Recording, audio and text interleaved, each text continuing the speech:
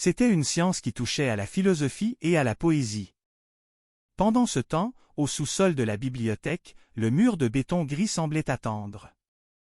Les micro-fissures que Nguyen avait étudiées si souvent n'étaient pas des signes de vieillesse, mais les cicatrices d'un passage force.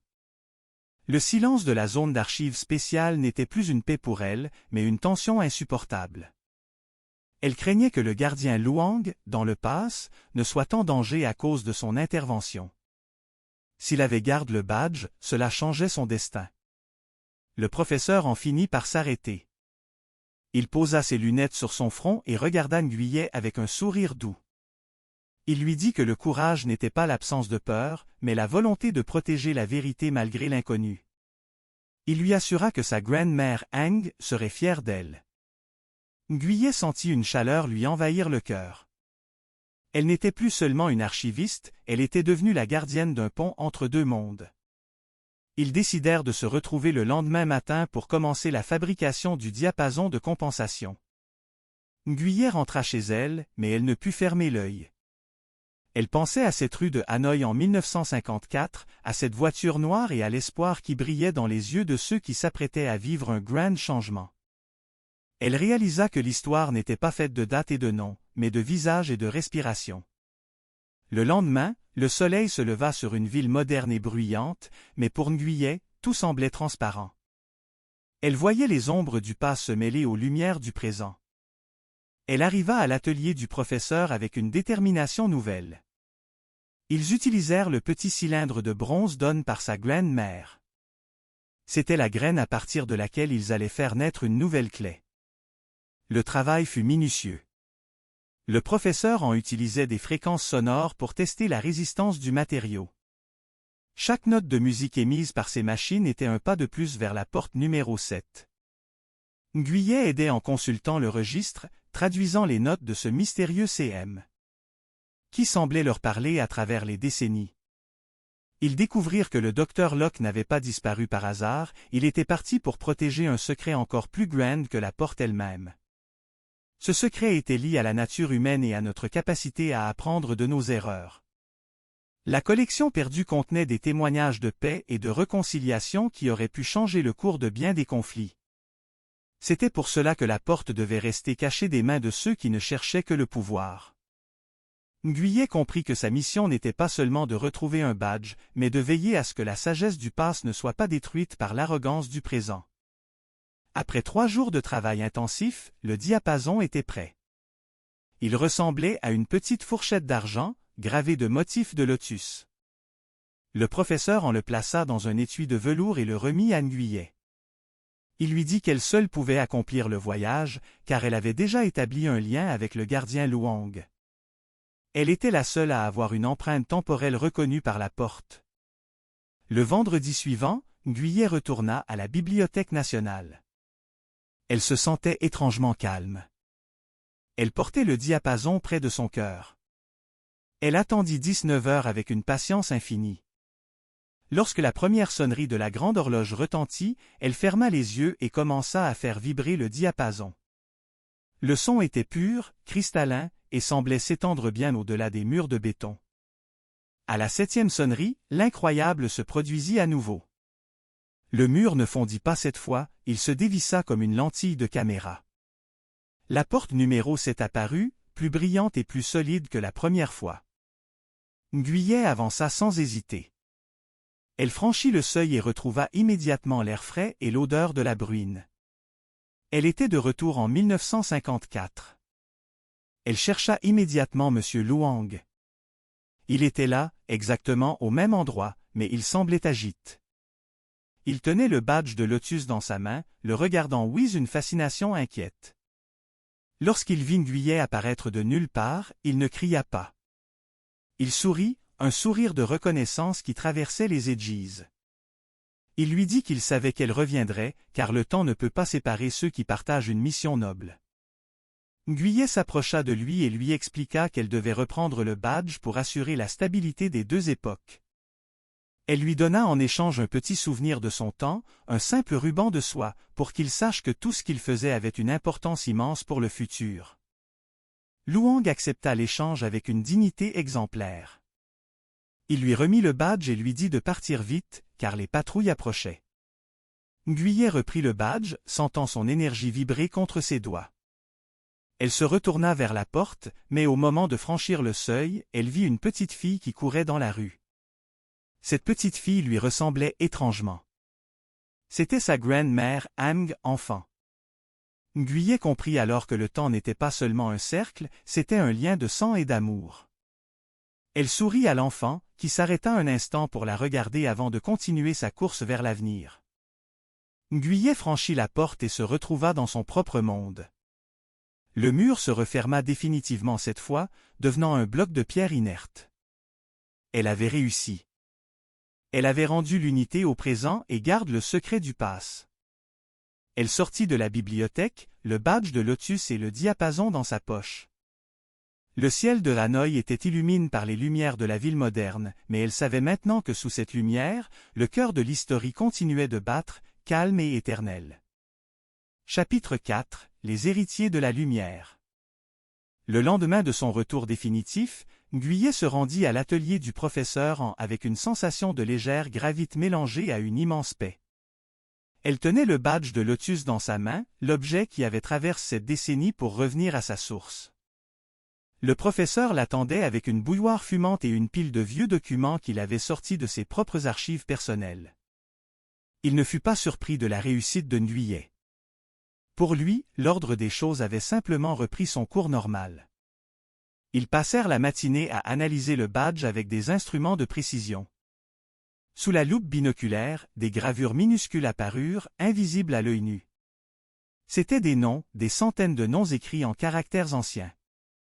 Le professeur en expliqua que ces noms appartenaient aux gardiens qui, avant eux, avaient veillé sur la porte numéro 7. Chaque nom représentait une vie consacrée à la protection de la vérité. Nguyen chercha le nom de sa grand-mère et finit par le trouver, grave avec une finesse extrême près de la tige du lotus. Elle comprit alors que cet objet n'était pas seulement une clé, mais un testament vivant. Ils discutèrent ensuite de l'avenir.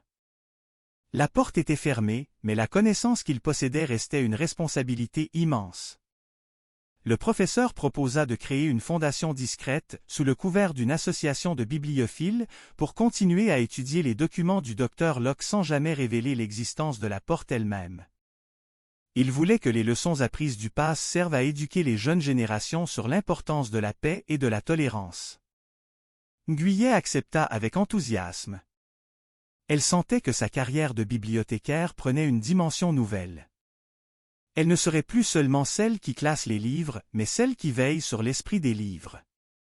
Elle pensa à M. Luang en 1954, se demandant ce qu'il était devenu après son départ. Le professeur lui assura que dans le grand tissage du temps, aucun acte de bonté n'est jamais perdu. Quelques semaines plus tard, Nguyen fut nommé responsable du nouveau département de recherche historique de la Bibliothèque nationale. Son premier projet fut une exposition intitulée Les Voix du silence, consacrée aux héros anonymes de la période de transition de 1954. Elle utilisa les informations contenues dans le registre pour mettre en lumière des histoires de solidarité et de courage qui avaient été oubliées par les manuels officiels. L'exposition fut un immense succès. Des milliers de personnes vinrent découvrir ces récits émouvants. Parmi les visiteurs, Nguyen remarqua souvent des jeunes gens qui restaient de longues minutes devant les photos de l'époque, le regard pensif. Elle se disait que peut-être, parmi eux, se trouvait le prochain gardien de la lumière. Un soir, alors qu'elle fermait la salle d'exposition, un vieil homme s'approcha d'elle. Il tenait à la main un petit ruban de soie use, de la même couleur que celui qu'elle avait donné à Luang. Il lui dit simplement merci avec un sourire qui lui rappela étrangement celui du gardien de nuit. Sans dire un mot de plus, il s'éloigna dans la pénombre du couloir. Nguyen resta immobile, le cœur battant. Elle comprit que le lien n'avait jamais été rompu. Le passé, le présent et le futur ne faisaient qu'un dans le grand fleuve de la vie. Elle retourna dans son bureau, prit son carnet et écrivit la dernière phrase de son rapport. « Le temps ne nous appartient pas, nous appartenons au temps, et notre seule mission est d'y laisser une trace de lumière. » La Bibliothèque nationale était maintenant plongée dans l'obscurité, mais pour Nguyen, elle n'avait jamais été aussi lumineuse. Elle savait que chaque livre sur les étagères contenait une étincelle d'éternité. Elle rangea ses affaires, éteignit la lumière et sortit dans la nuit de Hanoï. La ville bruissait de vie, de rêve et d'espoir. Nguyet marchait d'un pas léger, prête à affronter demain avec la force de 1000 ans d'histoire derrière elle. Elle s'arrêta un instant devant la grande horloge à balancier. Elle n'attendait plus la 7e sonnerie pour que la magie opérât. La magie était partout, dans chaque rencontre, dans chaque geste de partage, dans chaque mot de vérité. Elle sourit aux étoiles et continua son chemin, une femme de silence devenue une femme de transmission, portant en elle le secret de la 7e sonnerie pour toujours. Chapitre 5 – L'harmonie du savoir. Les années passèrent comme les pages d'un livre précieux, doucement et avec une richesse croissante. Nguyet avait maintenant 42 ans. Elle n'était plus la bibliothécaire solitaire qui se cachait dans le silence du sous-sol. Elle était devenue une figure respectée, une mentor pour les nouveaux archivistes et une voix influente dans le monde de la préservation culturelle. Son travail avec le professeur Han, bien que discret, avait porté ses fruits au-delà de leurs espérances. La fondation qu'ils avaient créée était devenue un lieu de rencontre pour les esprits curieux. On y enseignait non seulement l'histoire, mais aussi l'éthique de l'information. Nguyet insistait toujours sur un point, savoir quelque chose est un don, mais savoir quand le partager est une sagesse. Elle utilisait souvent l'exemple du docteur Locke pour expliquer comment certains savoirs demandent une maturité que le monde n'a pas toujours. Un matin de printemps, alors que les fleurs de cerisier commençaient à tomber dans les rues de Hanoï, Nguyet reçut une lettre étrange. Elle était cachetée avec de la cire ancienne, portant le sceau de la bibliothèque tel qu'il était il y a 50 ans. À l'intérieur se trouvait une simple adresse et une date, le 10 octobre de l'année en cours. Le professeur en était alors très âgé, mais son esprit était toujours aussi vif. Lorsqu'elle lui montra la lettre, il sourit de ce sourire malicieux qu'elle connaissait si bien. Il lui expliqua que le cycle du temps demandait parfois une dernière vérification, un dernier hommage. Il lui demanda de se rendre à cette adresse seule, car c'était une partie de son propre voyage qu'elle devait achever. Le 10 octobre arriva. Nguyet se rendit dans une petite ruelle près du vieux quartier. L'adresse correspondait à une ancienne maison de thé qui semblait suspendue dans le temps. En entrant, elle fut accueillie par l'odeur familière du jasmin et du vieux bois. Au fond de la salle, assise à une table en bois de rose, se trouvait une femme dont les traits lui rappelaient quelqu'un de très cher. C'était la petite fille de M. Luang. Elle avait à porte avec elle un petit coffret en bois. Elle expliqua à Nguyet que son grand-père lui avait confié ce coffret avant de mourir, avec l'instruction de ne le remettre qu'à une femme nommée Nguyet, qui viendrait à cette adresse précise, de nombreuses années plus tard. Luang avait passé sa vie à attendre ce moment, gardant le secret avec une loyauté sans faille. Nguyet ouvrit le coffret avec... Nguyet regardait le professeur avec une confiance mêlée de crainte. Elle comprenait que sa vie tranquille de bibliothécaire venait de basculer dans une dimension où le temps lui-même était une matière malléable. Le professeur en commença à rassembler des outils étranges, des fils de cuivre et des cadrans de mesure anciens. Il parlait tout en s'activant, expliquant que la physique du temps n'était pas une ligne droite mais un fleuve avec des remous et des courants contraires. La Bibliothèque nationale du Vietnam devint, dans l'esprit de Nguyet, un temple de secrets enfouis. Elle se souvenait de chaque jour passe à classer des livres, ne se doutant jamais que sous ses pieds se trouvait une déchirure dans la réalité. Le professeur en lui demanda de décrire avec une précision absolue chaque detail de sa rencontre avec M. Luang en 1954. Il voulait savoir si l'air était humide, si les étoiles étaient visibles, et même le timbre de la voix du gardien. Chaque petit détail était une coordonnée dans l'immensité de l'histoire. Nguyet se concentra, fermant les yeux pour revivre l'instant. Elle se revoyait sur l'épave, sentant la bruine sur son visage et l'odeur du charbon de bois. Elle raconta au professeur comment Luang l'avait regardée, avec une méfiance qui s'était transformée en une sorte de protection paternelle. Le professeur en hochait la tête, notant tout sur un grand tableau noir avec une craie qui grinçait de manière rythmée. Ils travaillèrent ainsi pendant des heures, ignorant la nuit qui s'épaississait sur le lac de l'Ouest. Le professeur expliqua que pour recréer l'unité perdue, ils devaient non seulement fabriquer un objet physique, mais aussi synchroniser leur propre état de conscience avec la vibration de l'époque ciblée. C'était une science qui touchait à la philosophie et à la poésie. Pendant ce temps, au sous-sol de la bibliothèque, le mur de béton gris semblait attendre. Les micro-fissures que Nguyen avait étudiées si souvent n'étaient pas des signes de vieillesse, mais les cicatrices d'un passage force. Le silence de la zone d'archives spéciale n'était plus une paix pour elle, mais une tension insupportable. Elle craignait que le gardien Luang, dans le pass, ne soit en danger à cause de son intervention. S'il avait gardé le badge, cela changeait son destin. Le professeur en finit par s'arrêter. Il posa ses lunettes sur son front et regarda Nguyen avec un sourire doux. Il lui dit que le courage n'était pas l'absence de peur, mais la volonté de protéger la vérité malgré l'inconnu. Il lui assura que sa grand-mère Ang serait fière d'elle. Nguyen sentit une chaleur lui envahir le cœur. Elle n'était plus seulement une archiviste, elle était devenue la gardienne d'un pont entre deux mondes.